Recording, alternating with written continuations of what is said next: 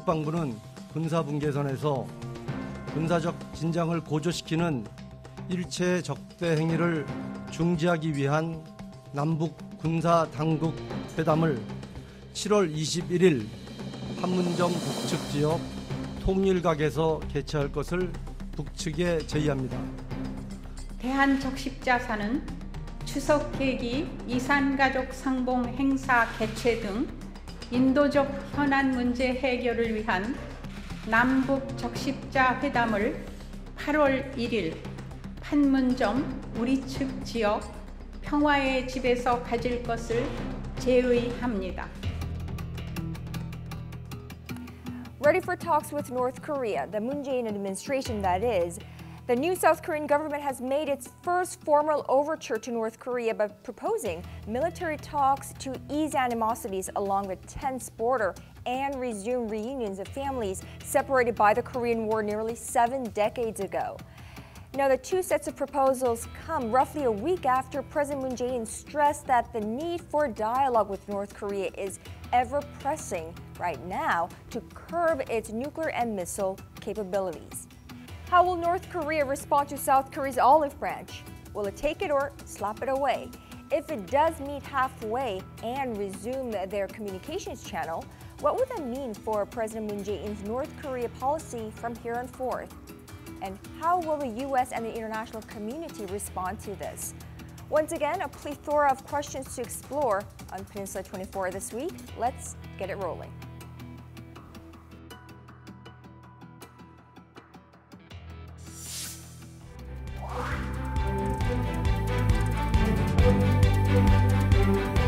And to delve into those questions and dig for answers, I have two fine experts in the studio with me.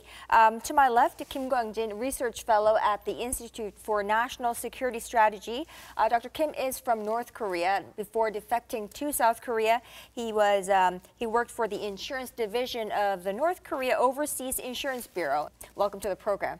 Thank you for having me here. And of course, our very own Dr. Kim Chang-su. Thank you also for coming. Thank you very much. So let me start with some hard questions at you two gentlemen. Now, first and foremost, while we do understand that the proposals are a part of a follow-up measures to President Moon Jae-in's Berlin vision or Berlin speech, why now? Does the timing of this South Korea's proposal to North Korea have any kind of significance? Actually, the timing is right because in his speech, Berlin speech, President Moon proposed to cease hostile acts beginning July 27th. So before that, we need to have a talk with North Korea. So I think South Korean government proposed a talk on July 21st. So we have only a few days to discuss this. If we really want to put it in practice, starting from July 27, South Korean government wants to stop all these, hostile activities to ease tension on the Korean Peninsula. And actually, in North Korea, they're celebrating this day as a victorious day, for the war. So it is quite different, North and South are having different approach to that day. But anyhow, it is a very significant day because we stopped the war on that day. So President Moon proposed to stop, hostile activities along the demarcation line starting from that day. So and that is why he proposed the talks earlier this week, because they want to sit down on the 21st, on Friday this week. I believe the timing of the simultaneous proposal of the military talks and also the Red Cross talks to me, it makes perfect sense, because we didn't have much time to prepare for these meetings. And if you look at all the past history, whenever we had the summit meeting, they propose a kind of follow meeting that is military talks and also Red Cross talks. So this is just a natural kind of logical extension to President Moon's speech in Berlin. And also this is a very corollary of what our government has been proposing to North Korea for the last 20 years, like family reunion and Red Cross talks and military talks. This is just an extension of what we have done for the last 20-some years. This is nothing new, but the time makes perfect sense because we have to make a good preparation for these two important meetings. So the timing of South Korea's proposal makes perfect sense. But what's important is whether North Korea will agree to this and meet South Korea on Friday, the 21st. Now, let's divide it up and look at this as two separate talks. So the military talks, how likely is it that North Korea will agree to this? Because if they do go ahead with this, it'll be the first time in nearly 3 years, right? Right. Actually, North Korea itself and Kim Jong-un himself, proposed this military talks before, at the 7th North Korea's Workers' Party Congress. He proposed military talks in 2015. In 2015. Yes. So, and also later on, North Korea put this military talk as their priority, in talks with South Korea, and they always proposed and said that, easing tension on the Korean Peninsula and solving the military issue is the first and foremost, important task for both, sides. So I think they would take it very seriously this time. But do you think there are a chance that North Korea may propose some other date or some other kind of an arrangement? They wouldn't agree to our proposal as it is. To other dates, I think it's hardly conceivable because July 27th makes perfect sense. It's going to be a 64th anniversary of the signing of the Armistice Treaty between two parties, and because they really want to utilize this opportunity that this is a victorious day for them, and now South Korea is coming to us to talk about the military issues. So this, to them, makes perfect sense. And as Mr. Kim proposed, they have made this kind of proposal already in the past. So unless they have a totally different idea because they are facing more threats, pressures and sanctions from the international community, because to the Japanese, to the Americans, this is more important than just military talks and the family reunion issues, because they see a growing threat from North Korea, both nuclear and missiles. That's why they have some, I believe, reservations about this timing of the proposal. But I think it's much better for us because we have to separate politics from the military stuff. So while we can propose this kind of two important meetings to North Korea, if they accept them and just get together and talk about any future events between two countries, that would make perfect sense. And that's just being a very important beginning of a long-standing kind of standstill between two countries. And as a matter of fact, this government has been looking for a breakthrough in a long, sturdy relations with North Korea. Now, another point of contention is that when and if the two Koreas meet, they might have a different perspective of how they define the cessation of hostile acts. For instance, I think from a South Korean perspective, the cessation of hostile acts could be perhaps shutting down the loudspeakers broadcasts. From the North Korean perspective, I think in the bigger picture, they've been asking for the halt of South Korea-U.S. joint military exercises. Exactly. It depends on what kind of issues North Korea wants to include in that, talk. Actually, in the past, they asked us to stop flying leaflets, and they took it as the most hostile activity towards North Korea, towards the North Korean leadership. So I don't know whether our government will include that issue in this talk. And the other one is, North Koreans always ask for the halt of the South Korea ROK U.S. military drills. They take it very seriously, and they are saying that it is a threat to the peace of Korean Peninsula. So it depends on how they insist, how they want to include into this, hostility activity, whether they will include this, leaflet flying and also this joint exercises. Maybe we have a kind of short-term goal and also the mid to long-term goal. For the North Korean leadership, it would be definitely the cessation of hostilities by the South Korea and the United States, including massive, combined exercise by the United States and South Korea. But also, because we have planned to do another UFG coming soon. So I think maybe a kind of symbolic cessation or it's a suspension of this drill or reduction of the scale of mass, joint exercise, or as we call it, combined exercise, might be a good venue for North Korea to approach us. But so I think if you look at some other cases in other countries, significant developments can can occur if we agree to suspend temporarily, maybe just one day on the July 27th, just one day to commemorate the signing of the armistice agreement, just one day, and see if nothing happens after that, then we can continue on that kind of cessation process, cessation period. So we have a lot of way to approach this issue. So if the two parties, North and South Korea, really agree and open-minded to continue talks, that we can find a solution to that. So I think we have an ample reason to be hopeful for this kind of meeting, because we can start with very small events between the two parties and then gradually expand it to further, incorporate many other important issues and many other important events for the separate families and also for the people in North and South Korea, and also as far as for the international community. Okay. Sure. The impression that I'm getting is that the outcome of the military talks would highly impact the success or failure of the family reunions talk, the Red Cross talks, because the Red Cross talks, Korean Red Cross proposed August 1st as the date, which is about 10, 11 days after the military talks.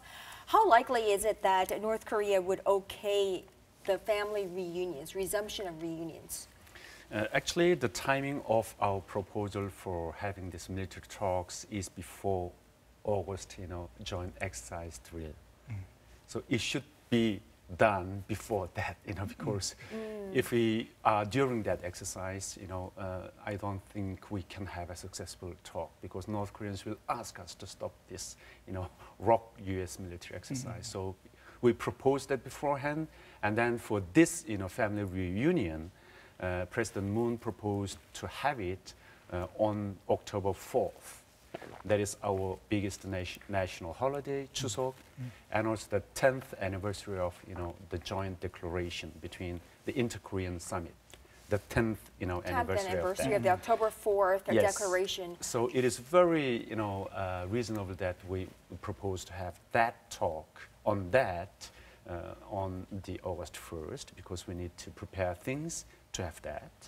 But North Koreans already asked for the repatriation, sending back, turning back, 12 waitresses, Yugyong restaurant waitresses, and they're saying that they are kidnapped.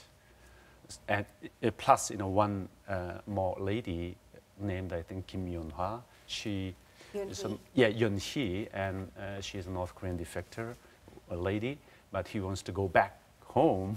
So they are asking the turning back of these 13 girls to North Korea, if our government wants to have this family reunion. So it is a very serious issue. So I'm afraid that we'll have a lot of trouble and problems with that talk. But this, the reunion of families, this is a human rights issue. It's a humanitarian issue. I don't think anyone would dispute that. What kind of terms do you think, having come from North Korea, do you think North Korea will demand in return for reunions? And what's in it for them? If they do agree to this, do they care about their humanitarian issues as much as South Korea does? Is that why they've come to family reunions before? No, they never take this issue as a humanitarian issue. They always use this as a political mean to pressure South Korea to give them more. And in the past, we paid a lot. Actually, it was not a direct, trade, but anyhow, we, gave them several hundred tons of, fertilizers and, rice. Not just for this reunion, but anyhow they just wanted to have them, So, but this time, the time is completely different. We are very different situation. North Korea almost, finished their development of nuclear program, weaponry system. Maybe North Korea still wants to have that kind of, compensation. But right now they are asking for the turning back of 12, waitresses, which is very difficult to solve, actually. So I don't know what will happen, but North Koreans will not generously, approach this issue as a humanitarian or human rights issue. Now, I think Dr. Kim touched upon this briefly before, but this time around, what Mr. Moon Jae-in proposed in Berlin is that not only a one-off family reunion, but also their visits to their ancestors' graves, as well as keeping direct communication open between the family members.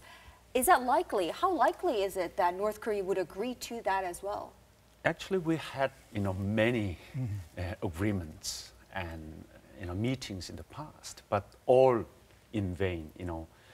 According to the different situation and different political and military developments, always things turn around. And of course, it is from humanitarian and human rights perspective. We should let them meet every day. But we cannot do that. It's so brutal to have this kind of situation on the Korean Peninsula. So I don't think, as long as North Korea approaches to this problem politically and use this as a mean for their certain purposes, I don't think we'll have very good solutions to this in the coming years. I mean, just to make a note, that's not only brutal, it's actually a violation of the Universal Declaration of Human Rights laid out by the United Nations, the right to family, to keep in touch with them and have communication open with their family members. Now, so what will it take to get North Korea to agree to these kind of reunion meetings? What do you think South Korea needs to offer this time around? I think, first of all, it'll take a political confidence building between the two countries. Otherwise, they don't have any confidence in us because they really don't know what's our intention. Even this government, which are pretty much open-minded and very pro-dialogue, but they are still questioning who is behind us, probably. So unless they have a full confidence in this proposal and this new government, it will be hard for North Korea to come to our negotiation table on this specific issue. But I think if we really mean that we really want to respect the human rights, this is not just humanitarian issue, this is the human rights issue, as a matter of fact. So many people are just dying out of their old ages. So we have to give them at least as a kind of human rights to visit their hometowns and meet their families in their lifetime. So this makes perfect sense to us, but to them, for these people to visit their hometowns in North Korea, they need some preparations because they have to pacify all these residents who are very immune to the outside source, outside information. They have to educate them. So we don't have to expect too much at this time. I think even if North Korea comes to the negotiating table on this military talks and radical talks, it will be tremendous achievements for our leadership. So let's wait and see, and let them make some preparations on their own parts. Don't rush them too much, because we have been living with this problem for the last several decades. But is it even possible, Dr. Kim, at this point to try to even realize the two declarations from the two inter-Korean summits which happened more than a decade ago? But is it even possible at this point when North Korea has, I think it's safe for us to say, very close to or even completed their nuclear weapons program, is it even possible for us to realize and defend those two declarations at this point?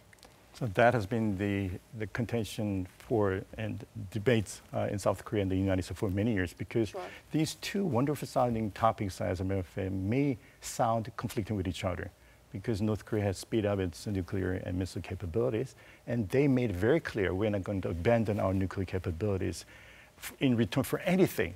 So this, going back to the Joint Declaration of 2000 and the October 4th, 2007 declaration, is a perfect reminder that this new government in Seoul is open-minded. And as Mr. Moon Jae-in said very clear in his electoral campaigns and over Berlin speech, I inherit the legacy of the two previous governments, Kim Dae-jung governments and the Roman governments, which is very good because their focus is on the peace rather than continuing conflicts with North Korea. No war. So I think if North Korea's superior leader is smart enough, okay, I'm not going to abandon its nuclear and missile capability. But on the other hand, I'm going to honor these very important meetings my grandfather and my father made during their times. So as a new leader in North Korea, I'm going to see new president in South Korea and talk about some extension of these two important joint statements, which makes perfect sense. So that is the kind of separation of the military and the politics. So that's why I see still a possibility for North Korea if he's because I believe he's a smart guy. He's not a dummy guy. So as long as he has kind of assurance of his own regime by acquiring nuclear missile capabilities, okay, let's open another dialogue with South Korea. Let's see how they're going to respond to us. And I'm going to check whether they really mean by new proposal from Berlin. And so I think this may be a new test for the North Korean leadership to see the real, genuine intention of South Korean leadership. Hopefully come up with a kind of new kind of alternative solution to this. It's not a big, grand scheme. It's just a meeting for military talks and also the separated families. Well, I want to point out, however, despite all this, because of North Korea's continued provocations, President Moon Jae-in did state that there will be pursuit for peace and dialogue. At the same time, more sanctions and more pressure will be put on North Korea should they continue with this trend of provocations.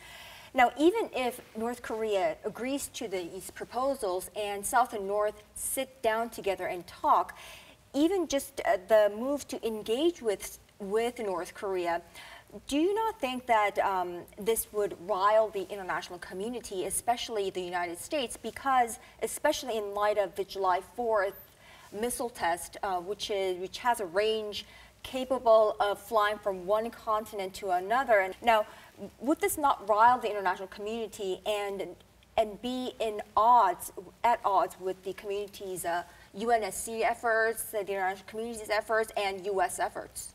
See, I see a lot of conflicts between all kind of proposals by the United States, South Korea, and even by the Chinese and Japanese, because their number one priority is to, suspend North Korean nuclear missile threats by providing all kind of sanctions and pressure against North Korea. But on the other hand, we all agree on this, so we'll do all this kind of pressure and and the sanctions on the basis of very robust alliance with the United States, also support from the international community. North Korea understands that. But in addition to that, on simultaneous, on different paths, we are also pursuing a dialogue, which has been put in a backlog for such a long time. So I think this is something the North international community can also understand. So we are not, we are not stopping or suspending our sanctions against North Korea. We are going to put pressure and sanctions against North Korea. On the other hand, we are looking for some kind of small light coming out of a long tunnel. That is a kind of breakthrough. So there's nothing wrong with that. So depending on how we are going to respond to this meeting and how North Korea will respond to the meeting, international community, the whole international community will see it and see the real intention by both North and South Korea. How will that, do you think, how well do you think that will sit with the U.S. and the international community? Actually, the current Moon Jae-in administration has always and several times, reiterated that they are sticking to the principle of not harming the current, sanction period and sanction mood towards North Korea's nuclear provocation. So I don't think they will exceed the line of, in harming the current joint response to North Korea's, all provocations. But anyhow, based on the principle or understanding that, the final solution of North Korea's issue, including the nuclear one, would be peaceful, should be peaceful. And probably I believe that only the internal change in North Korea will change that. Of course, we are talking about the military force strike or preventive strike, all the sanctions, but North Korea always says that they wouldn't abandon this nuclear program. And this time, their response to the Berlin speech, they also mentioned that the time is gone for the denuclearization of North Korea and to establish the peaceful system on the Korean Peninsula. They're saying that time is gone. So it's very difficult to realize this real peace without North Korea's nuclear weapons and with the final denuclearization of North Korea. It's very difficult. So based on that understanding, the only mean to do that should be done through the peaceful means and also the internal change of North Korea. So maybe this the current administration tries to have talks, dialogues with North Korea, try in different way, of course not harming the current mood of sanctions towards North Korea and pressure towards North Korea. Hopefully that we will see more family reunions being made as a regular event and that they will be able to stay in contact with one another despite all. Well, you two, thank you so much. Thank you so much, Dr. Kim Kwang-jin, for coming and discussing this issue with us. And Dr. Kim, as always, thank you. My pleasure. And thank you all for staying with us all throughout again. We will see you back same time next week right here on Peninsula 24.